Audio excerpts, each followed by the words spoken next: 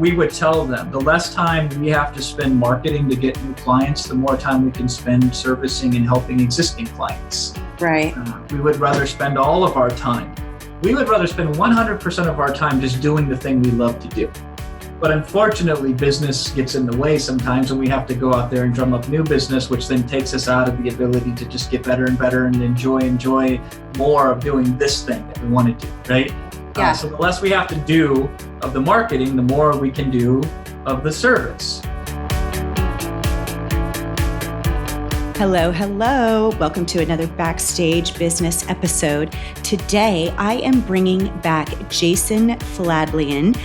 We had an episode on May 6th of this year, 2019, and it was so good. We could have talked forever, and I was like, you have to come back. And so today I said, let's do something interesting, and I would like to talk to you as if I were a client. Hey, Jason, what are some things that you can do to help me either get more leads, help me really get out of the leads that we are getting and the prospects we're getting, get the most and really work with those clients we love.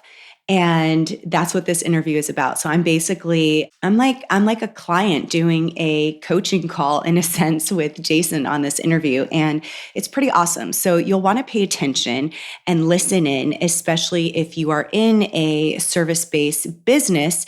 And in our case, you are selling something that is a high ticket item. Really, a lot of these strategies that he talks about can apply to most businesses, but especially if you are looking to not necessarily increase the amount of clients you have, you're looking for new business, but you're also really trying to leverage the clients that you do have and find more like them, especially the ones that you really, really love. And that's what our goal is in business. Is it's more about the quality of people that we get to work with and having that alignment where we get each other, we really bring value to them, and we get so much fulfillment from working with them.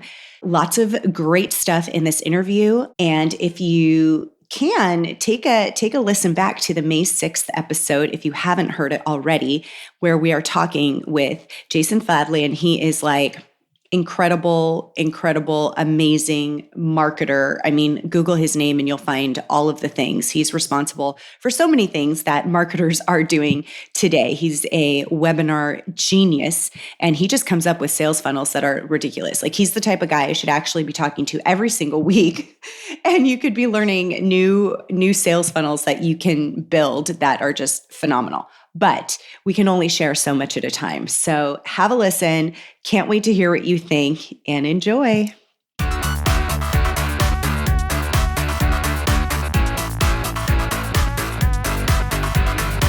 Jason, you're back. Wow. Here you are. Not once, but twice on our podcast. And I'm so excited. Me too. Okay. So here's what we're going to do today, which I'm really stoked about. And I think that anybody listening should be really, really interested and make sure they pay attention, because we're going to use me and the Draw Shop as a guinea pig for your expertise and your genius that you have. And you don't have to pay me for it. And I don't have to pay for it. That's the best part. Although it might lead me into paying you for something, because I know you're going to be that good at it and I'm going to want more. So you never know. I would not be upset if that were to occur. All right. So here's what I'm talking about. So I'm looking at the Draw Shop and what we do. And we are a high-end video marketing service. So we produce animated videos. And they're not the cheap ones. They're not the ones where you buy software and do it yourself. They're also not the ones that you go on Fiverr and hire somebody for $200. Like, we are the real deal. We've got high-end copywriters, editors, artists, all of it, voiceover artists. And when you're selling high-ticket items, it's a longer process to close the deal. And I've seen you in so many presentations and talks, and it blows my mind what you have come up with for your clients and what you've taught other people in terms of building that building that funnel and getting that person at the like $5 level or the free level and actually getting them to pay thousands of dollars. So I was like, let's use me as a guinea pig. Hey, Jason, I'm looking for another way to get leads instead of just the, here's an ad, here's what we do, buy us now, marry us now. Yep. So can you help me with that? Oh, totally. There's a whole process involved in this too, Summer, which is fun. It's like an unconscious process for me at the time. I should really document this because there's like a mental checklist I go through with these particular situations. Yeah. And I know you and I talked about this briefly last time we were in each other's presence of oftentimes we want new leads when the reality is we should first look at what we're doing with existing leads. Yes. Because a dollar is a dollar, whether it comes from somebody who never has paid you a dollar before or it comes from somebody who's already paid you once and get them to pay you again, it's still a dollar. So the first place I always look at is who in our existing customer list or client list has shown me that they were smart enough to pay me money in the past, right? I mean, they got to be smart because they realized it was a good decision to invest with me. And now it's great. So now we have a pool of clients. So out of all of our clients, who's invested with us? You could put parameters around it, recency, all that stuff. But originally, I just say, let's not. Let's just find out anybody who's ever given us money in the past. Now, we have two options with these people. The first option is to sell them the same thing again. So like draw shot, for example. If a client has one draw shot video, that's great, but isn't two even better for them? Right.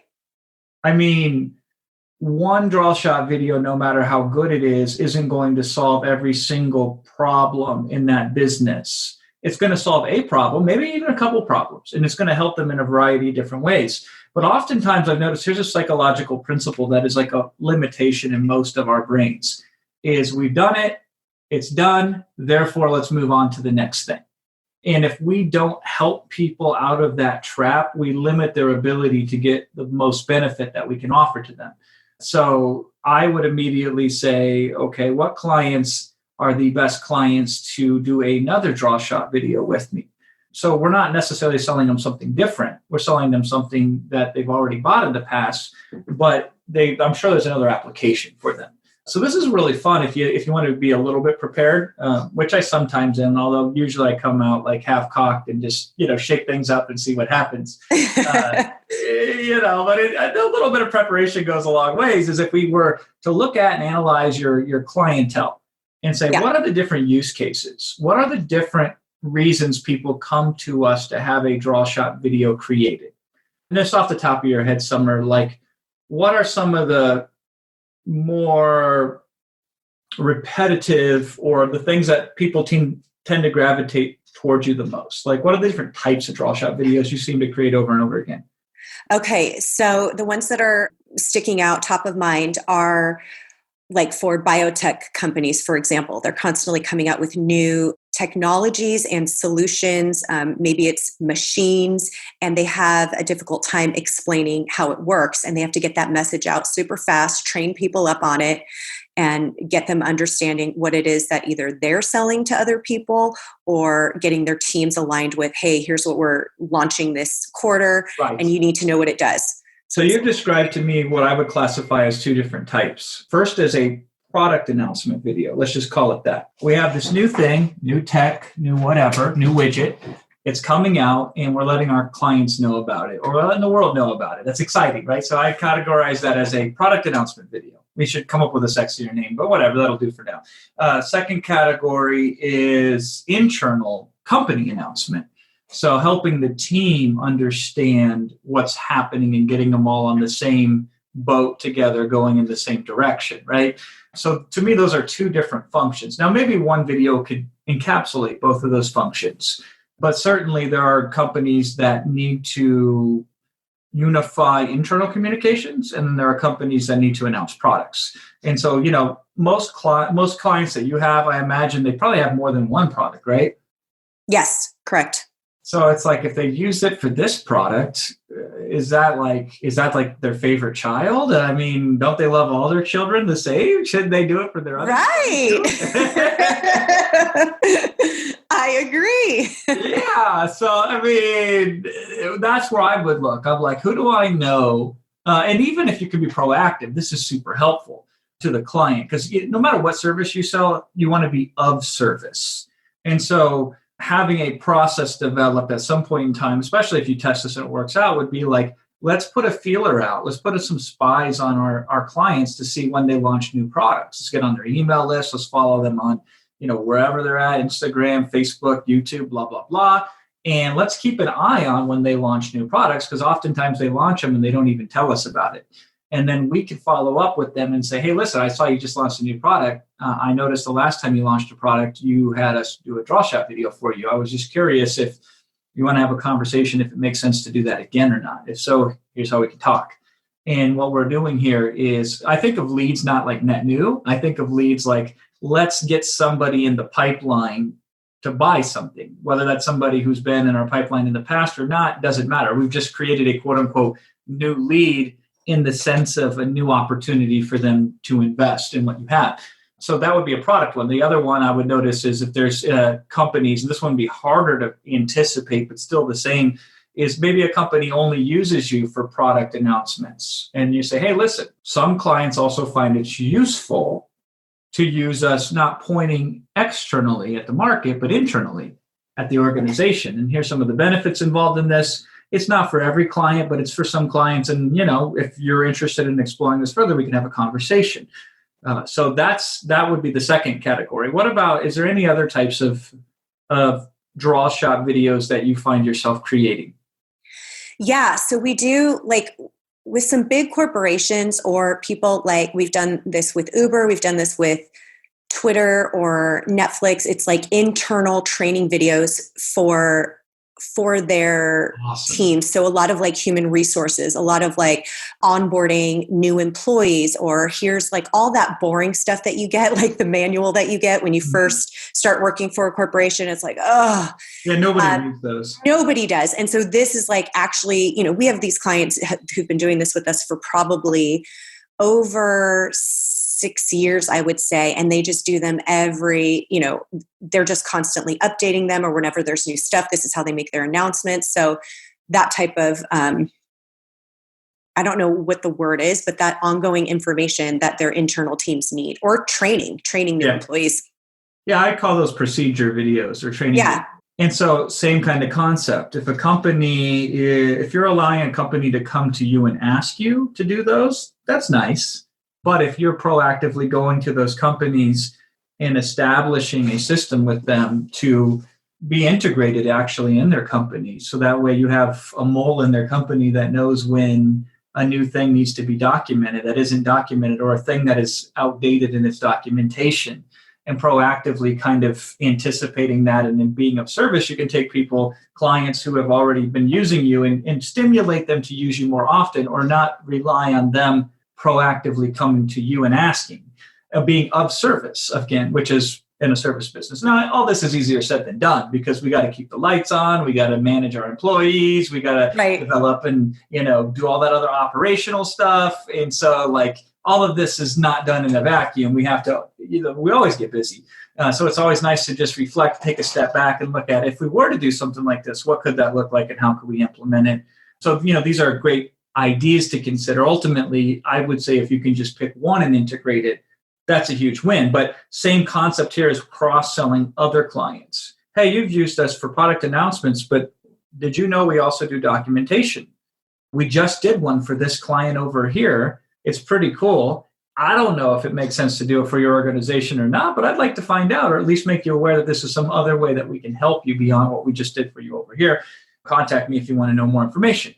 And so now we're going deep and wide. That's how I always like to think of it, is we are getting the people that use us to use us more often. And then we're getting the people that use us over here to use us also over there as well. Because oftentimes clients would pay you if only they were aware of what you do beyond what they think you do.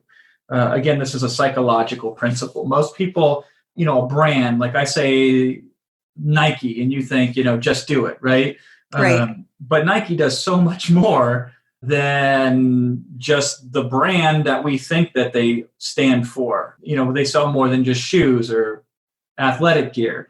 There's all kinds of things. Same thing with even like a Lululemon. We think of them as, oh, that's where, yoga people go to shop. But there's like a million more things above and beyond that. So we have to simplify things in our mind to understand them and to be aware of them. That's why branding is so important. But the downside of branding is if you get slotted and looked at as somebody who can only do blank, then you are limited in your capacity to serve that client. And so these are ways that we get around that. We can't educate them all at once, right? We can't say, oh, I do this, and this, and also this, and this, and this, and this, and this. And they're like, you too just overwhelming. Out. You probably don't do any of those things good.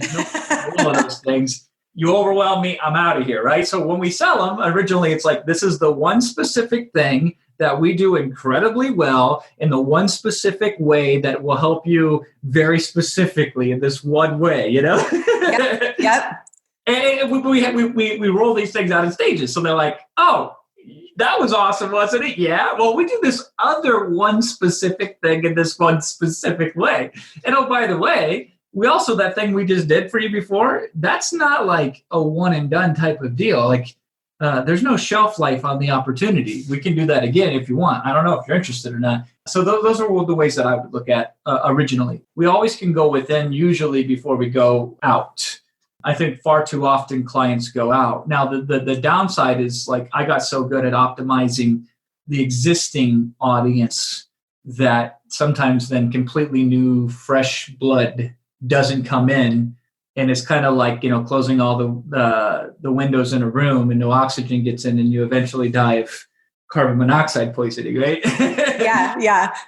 So there's a balance. Typically, the balance is this. People spend 80% of their time or more on new leads at the expense of their audience of existing clientele. We shouldn't spend 80% of our time on existing clientele and only 20% on our new leads either. But we should probably spend at least as much, if not more.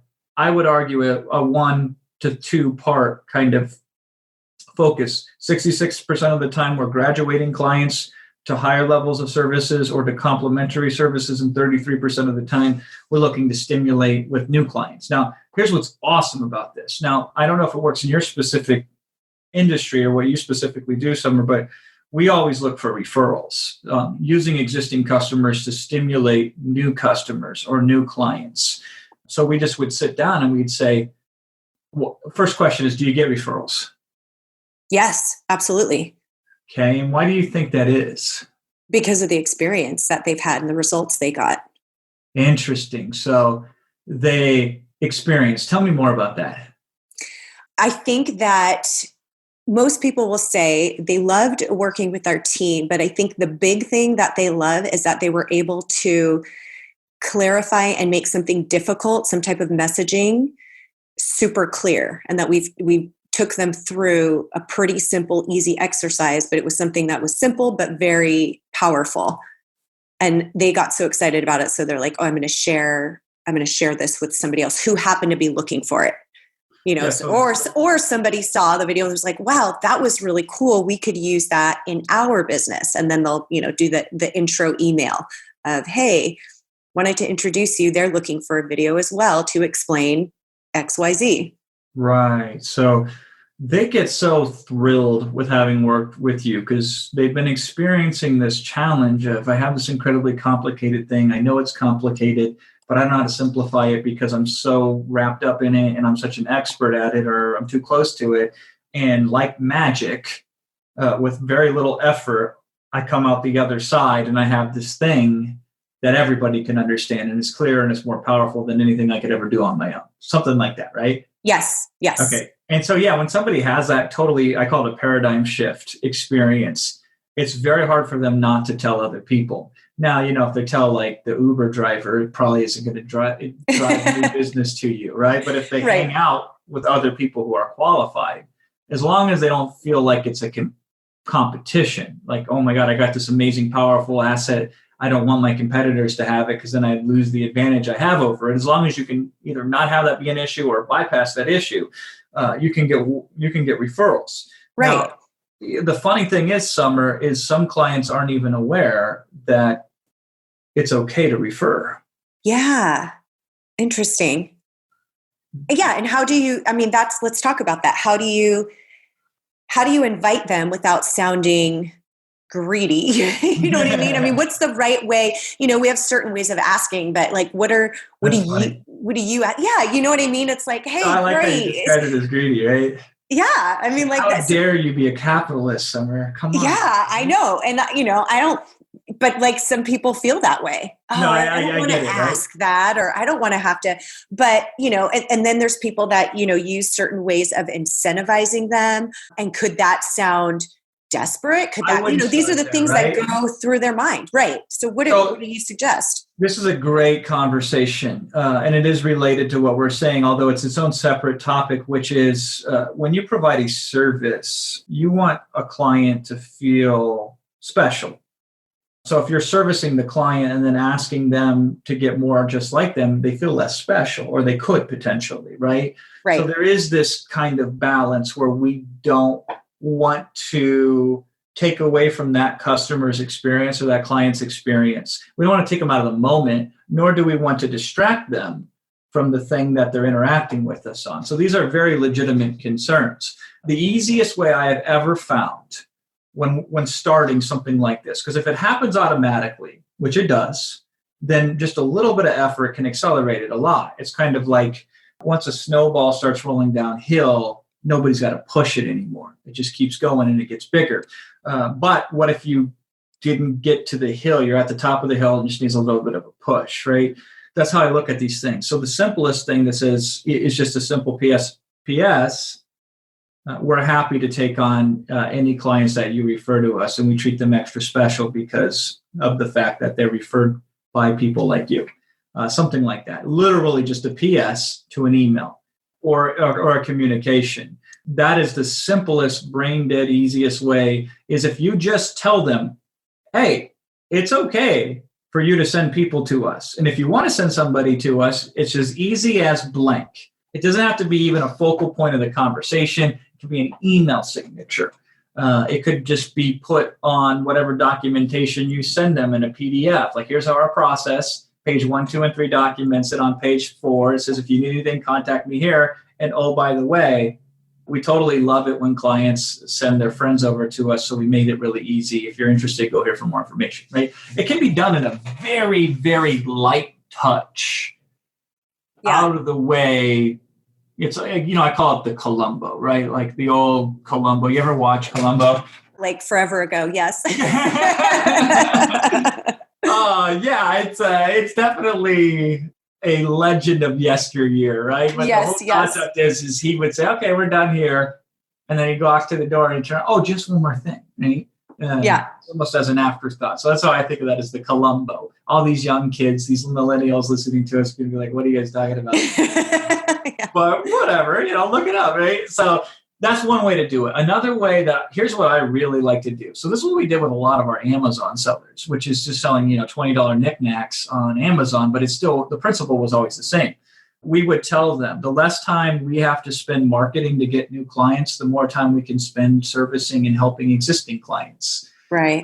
We would rather spend all of our time. We would rather spend 100% of our time just doing the thing we love to do. But unfortunately, business gets in the way sometimes, and we have to go out there and drum up new business, which then takes us out of the ability to just get better and better and enjoy more of doing this thing that we want to do, right? Yeah. So the less we have to do of the marketing, the more we can do of the service. One of the ways that you can help us with that is if you just send people to us. We would love that, and we even reward that. And then you could talk about incentivization there. Way more important than the specifics is the general strategy behind that. You are giving them a reason why that is believable, first of all, and second of all, it does skirt past that issue of, well, I'm not special. If you're just trying to get me to send my friends to you, this, that cheapens our experience together. It's kind of like going on a date with somebody and being like, do you have 3 other girls that are like you that I could also go on a date with, right? That's a great analogy. Yeah. And by the way, that they will think things like that if it's not addressed, Yeah. So that's in their mind, it's not how it is, but in their mind, that's how it could be. But you've now set the focus of them that says, they say, oh yeah, I would rather you just get better at the thing you do so you can serve me better. So this totally makes sense that the less time you have to spend out of the field prospecting, the more time you can spend doing this thing. And again, I personally, when I start with now if we're doing consumer-based stuff, lower ticket, not service-orientated or not high-end or not luxury brand, as I like to think of it, we will just go straight to an incentive. But for the higher-end services, we test first without incentives, 100% without incentives. And then if they work, then we look at ways to roll the snowball down snowier mountains, if you will, right? If I have to bribe somebody in order to do it at the high end, and then I don't want to do it. I want to acknowledge something that happens automatically, which we've already just discussed. If we can do a little bit, put a little bit of structure around it and see if it does anything. If it does something awesome, now we can incentivize. If it barely does anything, barely moves the needle, cool. We just made some free money with something that took about a half an hour, maybe an hour to implement and roll out. Just a little PS here, a little PS there, a little note here, a little note there, right? And now the referrals can be stimulated that way. Now, incentives could simply be, my favorite incentive is the next time we work together, we're going to give you the ultra superstar special treatment, which means that you get this service and this add-on that comes with it that normally isn't added on with it. Or a discount is the dumber way to do it. I don't mean dumber in a sense, I mean simpler, right? I don't like discounts, Summer, because especially in high-end services, it cheapens the service. It's like sales are something that like Target does or Walmart does. We don't want things on sale. So typically the way we enhance that is we add things to it. So we say, we also have this service over here that's normally X number of dollars, but because you're a superstar, VIP, amazing, one-of-a-kind customer, we throw that in the future for you for free. On one hand, if you analyze it like a marketer, you're like, cool, we're now telling them to spend more money with us. And you are right. Yeah.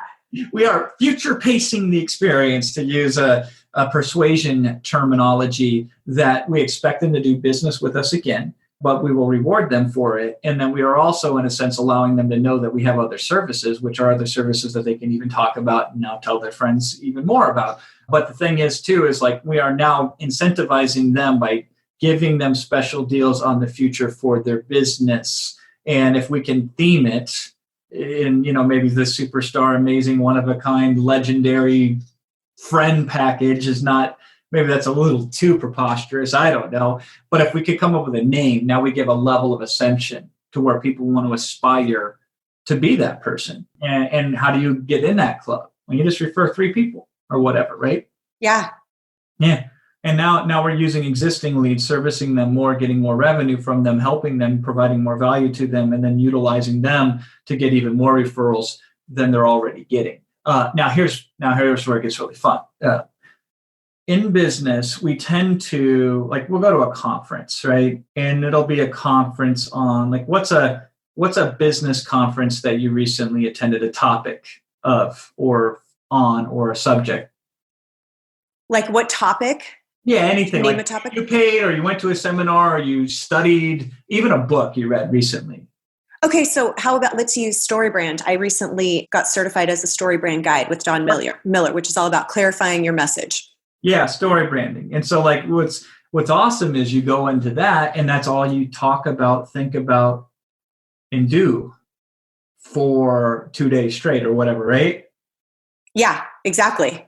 And then you don't realize that all of this stuff in business is super interconnected. And then next month, if you go to a different conference over something else, at least for me, that's all I think and breathe and eat and sleep for the next month, right? Right. Like, if you have a hammer, everything's a nail. Well, these are just different hammers with different nails. But everything in business is actually interconnected. Now, this isn't a problem with the seminar industry or any particular trainer. It's like we all train in what we're most effective at, and we focus a large spotlight on it. But all this stuff's interconnected, because any new client I get in right now, if we establish a client value, we say this client is worth this much initially to us. Over the next year, they're worth this much. And over the life cycle of a client, they're worth this much, right? Yep. So if we can increase what an existing client is worth to us, and we can bake that into the process, then we make every new client automatically worth more to us, right? So if the initial client value is 30 grand, we don't have to raise prices even. It could still be 30 grand. But if we know we can now get them to buy twice as much in the next year as they otherwise would buy, and the profit margin stays the same, we've just doubled the 1 year value of that client, which is awesome. And so every time we get a new client in, we make twice as much as we used to make with that client. And so that's why I always do the things like we start with the base, which is the existing client, because once that is valuable, that accelerates and adds value to every other part of the system that we're building. So like cross-selling adds value, rebuying adds value, stimulating word of mouth adds value, because the more clients we get, the more clients that we can have do word of mouth. But then there's this other principle as well, that we can pay more in order to acquire a customer. And on one sense, this is super obvious. Yeah. And it's been taught for 1,000 years, it seems. But on the other hand, in business every single day, in the real world, where we eat our young every Monday morning, I'm looking around the battlefield of business, and nobody seems to do this. Almost nobody. They always look at how do we reduce our cost per acquisition? How do we lower our advertising budget and our marketing budget? How do we spend the same amount of money, but somehow magically get better customers or more customers? And that, I guess that makes sense, right? There's a certain logic behind that. But I would rather drown out my competition from trying to whisper their poisonous promises in the ears of my clients and put a cage around them so they can't harm beloved, wonderful, beautiful clients that I know I can serve better than them, right? I want to give them the opportunity to try to screw up something of my clients. And so how do I silence them in the marketplace? I outspend them. I show up in the places that they're not at, because most of online advertising and offline, it's a demand supply situation.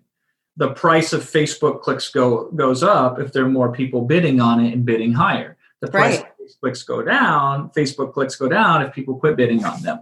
I want the price to go up because I don't want my competition to be able to afford to advertise to them unless my competition is good.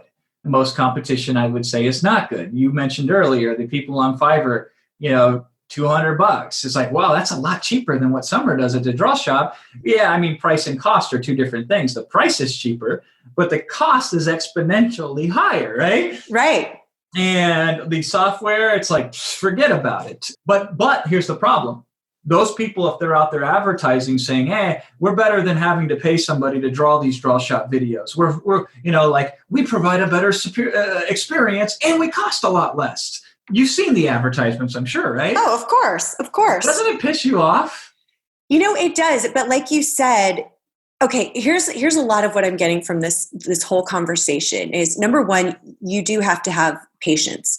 And that's why I'm so glad we're having this conversation, because so many people do just want the new business, let me take your money now, do what we need to do, and then be done. When really, at the end of the day, especially in our business, we love having those clients that we've had for years and years, because they get your value, and we understand their business. It's a relationship rather than just this transaction that happened. You paid us, we delivered, that's it, let's get another one.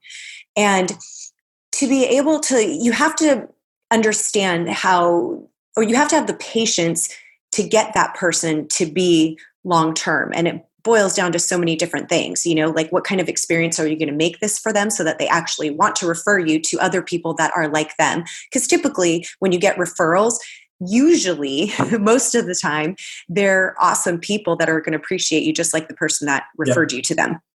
So it's which is awesome. And then there was, you were talking about the competition. Oh my gosh, I totally had something that I was going to say to that. Dang it, I lost it. The big thing that I wanted to say is having that patience and just really like making sure that these experiences are really good, because it does pay off. And you look back and you go, wow, look at all of this that we have generated from that one person because of the effort that we put in, and also to let them see the value that we bring to make them want the other services that you do. Yeah, here's what's interesting, Summer. You're not a startup, right? Right. And I typically, as a rule, don't work with startups when I do consulting, coaching services, and so forth, because here's the biggest challenge a startup has. You are laying the concrete while you're walking down the road, right? Yeah. And we've all been there. It's like, I don't know how we're going to help this customer, but they're going to pay us money and we need money to make payroll. So let's just take their money and then we'll figure out a way to make it work, And that's most businesses when they start out. Or it's a matter of, I get a customer and then I have to stop customer getting activity so I can service the customer. Now I'm done servicing the customer. So now I got to switch back and get the next customer, right? And it's a vicious cycle until you get all the procedures in place, until you have all the standard operating procedures down, till you really have optimized the service or the product or the experience or all of the above, right? Yeah. And so the upside of a startup is it's new, it's fresh, it's disruptive, it's agile, it's immediate, it can step into anything, So it's like, what new stupid policy did Facebook make this week? Well, I could step in and now take advantage of that new policy. So all these people that were doing it the old way that no longer can do it, I can scoop up all their business. There's a lot of value in being a startup, and everything is exciting and fun and new when you're a startup, and there's that energy that you have when it's fresh that oftentimes makes startups powerful and effective and dangerous. The problem with startups, though, is they don't have a well-oiled machine where you put the client in here and they come out the other end. Businesses that do have a well-oiled machine, and I would consider DrawShop to have a very well-oiled machine, we tend to, with those businesses, get stuck too much in the machinery. We know the process, we get complacent, if you will, with the process, or we just start thinking that our clients know things that they don't know because we live it every single day. And so for us, it's with a well-oiled machine type of business, like what you have, an established service. To me, it's all about, we can now do baseline metrics. Well, a client is worth this much initially, a client's worth this much in a month, a client is worth this much in 6 months and 12 months, because clients are going to keep paying you unless they have unless there's value, right? Right. So how can I make a client pay me more money because I'm going to give them more value? Can I get a client to pay me $1 million? Well, if I made them $10 million, I'm sure they would pay me $1 million. How do we go about doing that? That kind of thing, right? Yeah. So we want to accelerate that value cycle, this positive feedback loop, if you will. And so what's great is we have an advantage over the startups, and we have, I would say, a duty to our clients to not allow these people, because startups will get desperate and say anything and everything to get a client. We have a duty to our clients to make sure to protect them from that kind of stuff. So we can spend more money and we can spend more time in terms of education. So it's like, this is why I like webinars, Summer, is I'm going to make you sit through 2 hours of education before I ever attempt to get any money from you. Yeah. Yeah. I mean, listen, you want to pay me money? Ain't happening today. You got to wait until I properly educate you on the insights that most people aren't aware of that change how you look at and how you interact with blank. And so it's when people are educated, though, once they know they're just selling themselves then, because they're excited that they learned something new. Now they're excited that this thing that you're talking about is actually something they can execute on because they get it. As soon as they understand, it's like, oh, I can do this. But when they don't understand, that's when they're like, of course, they're not going to spend money on something they don't understand. So here's a great example. So I have a client right now. She is the 33rd biggest real estate agent in the country, right? Just a super duper rock star. And we're looking at a new vertical for her that we think is a new, I always look at dominating. I don't like to be number 2 because it's such a weak position to be in. So any position I want to take out in the marketplace, right? Yeah. You have to own it in its entirety. We have to be the number 1 by and large. And so we are looking at just weird statistics I learned working with clients is 60% of the houses that are purchased right now as it stands somewhere in the United States are by first-time home buyers, just the way the market's worked out. Yeah. And I don't believe anybody's really locked that market down in the sense of being the one that can best serve a first-time home buyer. Because let me just give you another statistic. 63% of millennials who buy their first home are dissatisfied with their purchase. They are unhappy. with their home. Now, it's really interesting because the time somebody does the most research on what home they should buy is after they buy a home that they don't like, not before, after. Wow. Right? And it makes sense, doesn't it? Because it's like you kind of get in the mode and you buy it and you think it makes sense and you don't know what you don't know and you get emotional because you're tired. It's a long drawn out process potentially. You're dealing with a professional who maybe doesn't have a good system in place and you guys just make impulsive decisions at the end. And then a month later you wake up and say, how the hell did I get here? And you just start looking at what the alternatives could have been just to torture yourself. I don't know, right? Yes, you just reminded me of what I was going to say earlier. What's that? Okay, so I know but it relates to this. So you were talking about, the different competitors. Now, when we first started the Draw Shop 10 years ago, we were like the only ones doing it. So, it was people came to us and it was just like, boom, this is what we want. But then when we did have all of the competitors coming out with different softwares and things and just kind of, outsourcing everything and yes, doing it at a much more, at a cheaper level. It was affordable for people. And so then it was like, okay, now we had this competition and people were going to them. And what we kept, people kept telling us, do not lower your price. Do not, you guys are top quality. Don't get suckered into that. Because people kept saying all the time, you should increase your price. You should, exactly. And so we did. And so we did because we thought, well, no, this is like the differentiator. They don't have, top-notch copywriters.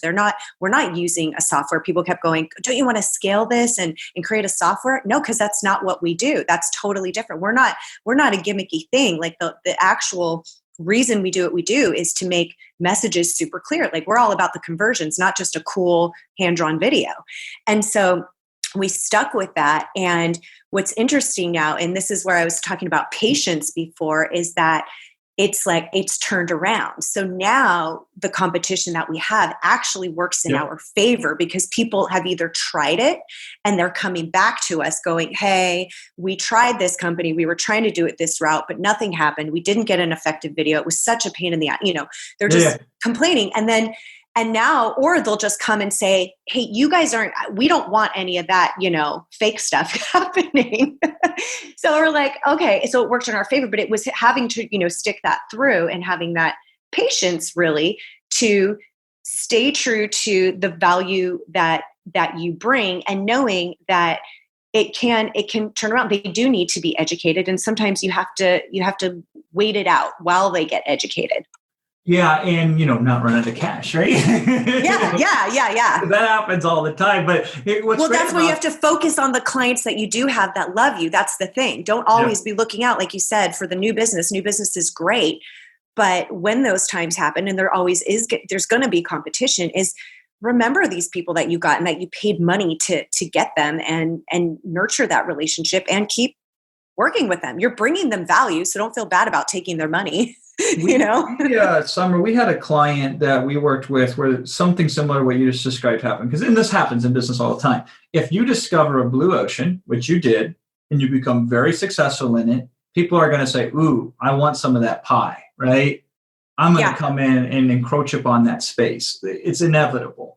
The only way that doesn't happen is if you don't do anything amazing. So it's like, I'd rather do amazing and have to deal with the vultures than do nothing and not have anybody notice me. So these people will come in when you prove a market and they'll try to pick away at it, attack you, and simultaneously steal from you the best ideas while doing it. This is the nature of the game. It just is what it is. Having the wherewithal to stand through it is really powerful and not compromise your ideals, which ultimately in the war of attrition will win you the game.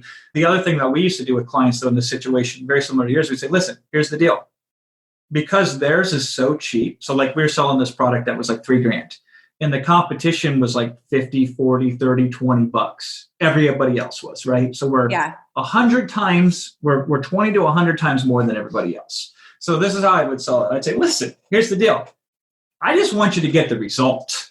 Whether you get it from me or you get it from these guys, I don't care. So just do me a favor. Just spend an extra 60, 70, 80 bucks on the rest of them. Try them all out. Keep the one you like. And if it ain't me, I'll reimburse you for whatever else you bought. That's how confident that I am that we are the superior solution here, right? So we didn't get in a drag race with them. They attacked us. We just sidestepped it. We said, listen, buy them too. Buy all of us. Put us all to the test. And by the way, if we don't win, Just show me the receipts and I'll compensate you back. Because listen, I don't want you to buy my product. I want you to get this result.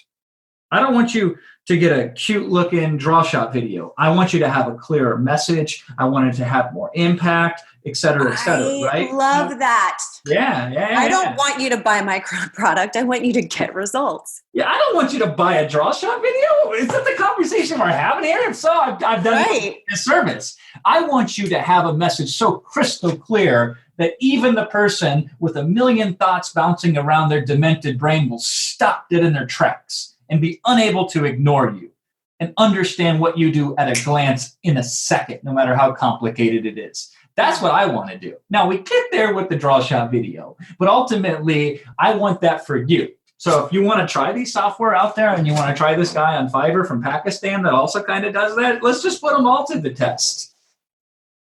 I love that. Oh my gosh, I love that. So good. Some drama. You got to play with drama. Now, let me get back to the real estate example real quick while it's fresh on my mind here. So here's the point to this. The larger point is this. When we discovered the home buyer experience was lackluster, we analyzed all the reasons why. And it was 16 hours of research, if it wasn't more, right? And we determined all kinds of problems that people had that led them to make a bad decision, either their own problems when they were buying their first house or the agent's problems, who was the person servicing them, okay?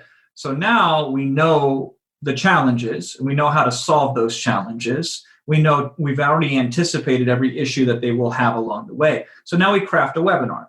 The webinar is, 176 slides, something ridiculous like that, right? And the webinar isn't have me be your agent. The webinar is, here are the mistakes that most first-time home buyers make when they go to buy a home. Here are the challenges that they face. Here are the things that they say that they learn later that they wish they would have known sooner. Here are some tips on how to pick an agent, because most people just say, oh, my brother-in-law's friend's neighbor's dog's cousin is an agent. You should go with them, right? So we teach them throughout this process. And it's a long process. It's probably like 40 minutes long, right? At the end of the process, we don't allow them to become the agent for her team, to become an agent for the person watching the webinar. We make them fill out a form that's like 26 parts. I mean, it takes you 20 minutes to fill this form out, right? Yeah. And only then do you have the opportunity, because this form does what's called a reality check analysis. Is it reality what you want and what you can get in your market? Let's figure that out, and let's figure out what adjustments, if any, need to be made. And then only then can they talk. Now, here's what's interesting about this, Summer. Our costs go up 10 times because it's like the little engine that could. It's like we just got to keep going and going and going. But it's like somebody's got to see the ad. They got to decide, yes, I want to learn about this, because 80% of your market doesn't want to be educated. They don't want to learn anything. They just want to magically get the result without putting in the effort, right? Right. Okay, so we're not going to get them. Maybe, the real estate agent that sells 3 houses a year, that's what the average agent sells. Maybe they'll get them, right? Easy come, easy go. So we're going to lose them. The people that click through and watch the webinar, we're going to lose some in the first minute, and we're going to lose a lot throughout the next 40 minutes, because who has 40 minutes to make the biggest purchase of their life at that point in time, right? Right. But they think like that. I don't have 40 minutes, and then they go watch 3 hours of like the Desperate Housewives, right? Exactly. Whatever. So it's about priorities. And then when they get to the end, they say, okay, this is too complicated. This is too much for me.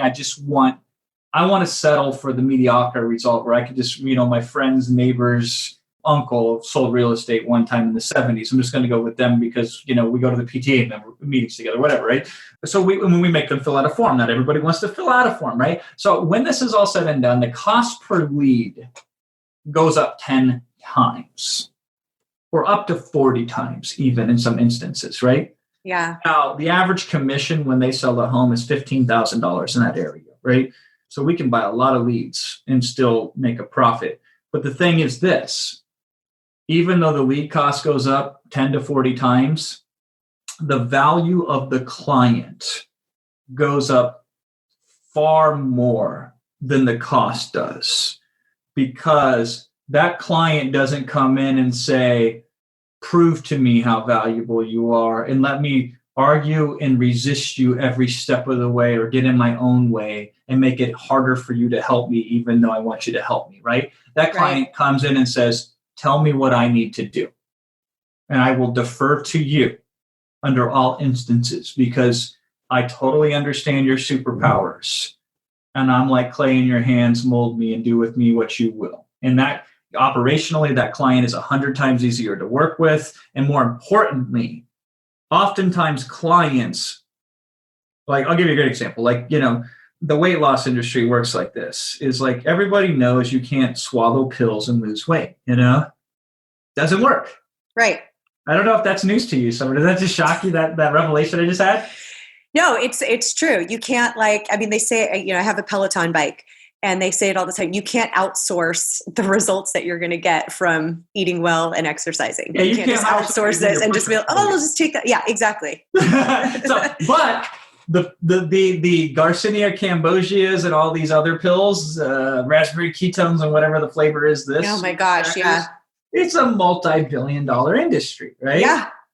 Selling hope in a bottle.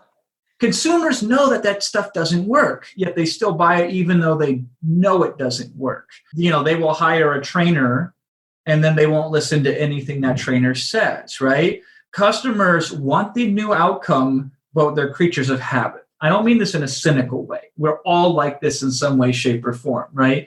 I want certain things, but I'm stubborn and I'm set in my old ways. And even though I try to do better, I somehow still make the same stupid decisions that I've made because I'm used to that. Comfort in what you're familiar with and what you're used to largely dictate your behavior. And it's incredibly hard to break those patterns. And so unfortunately, oftentimes, if you allow the client to come in with their preconceived notions, preconceived biases, habits, their frame, if you will, then even though they pay you for the result, they get in the way of their own result and they blame you as a result, right? Right. My friend Tucker Max, he has the company Scribe and he writes all these books for people, right? Yep. People will pay him like $50,000 to write their book and then spend 2 years not getting him the material to write the book. Yeah. No matter what they do, right? And I know that pisses him off for the same reason this pisses me off, because the more client successes I have, the more money I'm going to make, the easier my life becomes. I don't want you to fail, and I'm pissed off that you're failing. I want you to succeed. And so, but by having a more compliant customer, if we set a new frame, the frame isn't, well, this is my old frame of reference, and so I'm going to run everything that you're teaching me that's new through this old frame of reference and resist consciously and subconsciously along the way, right? It's kind of like, hey, I don't know what I'm doing here. I'm going to take your direction. And because I have no biases, because you properly educated me in advance, therefore, then I will just conform, which is better for me and better for you. And so that's why your client, one of the many, many reasons why your clients that go through this process, and it doesn't just have to be a webinar, there's a million ways you can do it, but they go through this process. And that's why even though you pay 10 to 40 times as much, you make far more in terms of profit. That client becomes 10 to 20 to 30 times more valuable to you. So, if you paid $5 before to make $10, now you'll pay $20, but you'll make $200.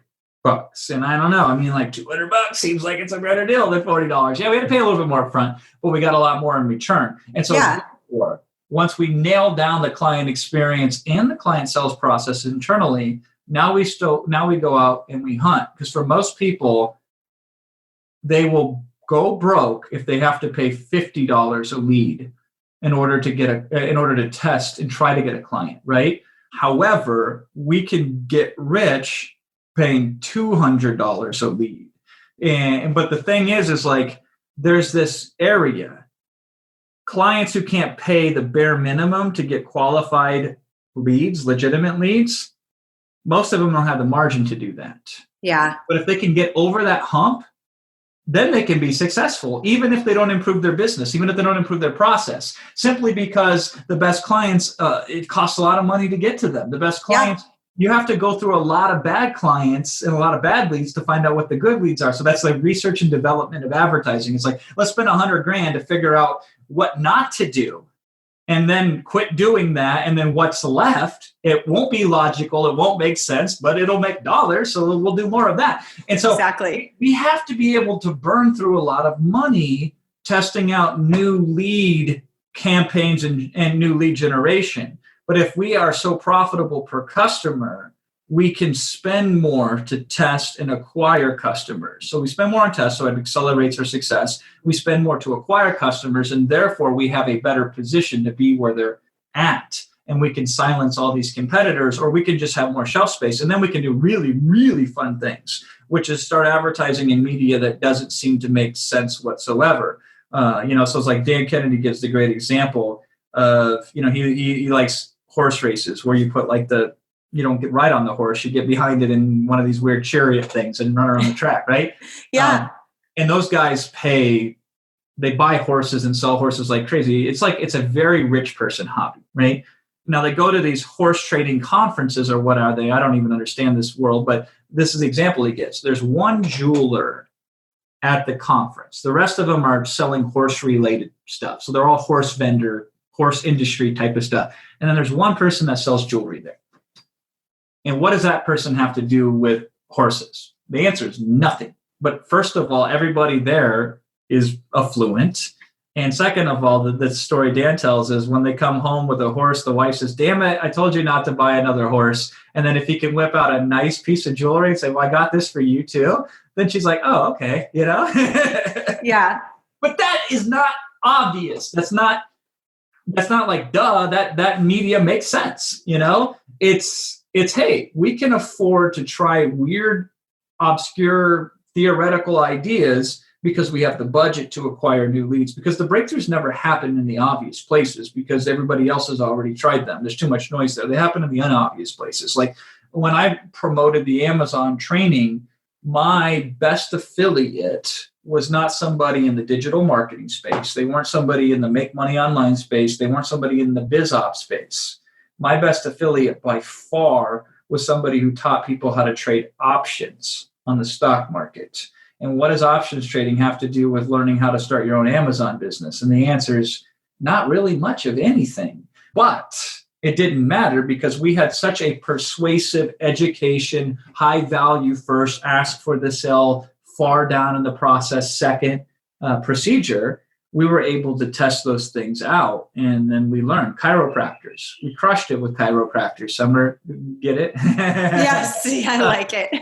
We cracked the code with chiropractors. There's another one for you. And what does that have to do with selling Amazon? Not much. We went to astrology type of list, numerologies, life coaches. None of these were traditional media.